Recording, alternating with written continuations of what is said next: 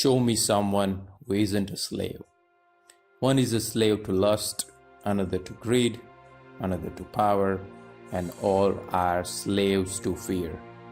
I could name a formal council who is a slave to a little old woman, a millionaire who is the slave of the cleaning women. No servitude is more abject than the self-imposed.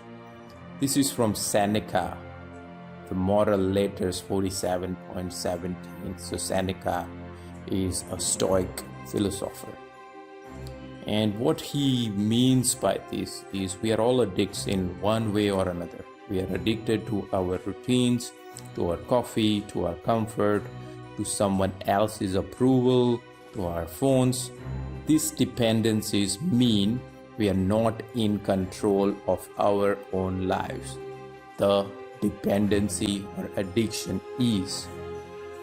Anyone who truly wants to be free, Epictetus said, won't desire something that is actually in someone else's control unless they want to be a slave. This is why we must strengthen ourselves by testing these dependencies before they become too great. Can you try going without this or that for a day? Can you put yourself on a diet for a month? Can you resist the urge to pick up the phone? Have you ever taken a cold shower? Have you driven a not so nice car?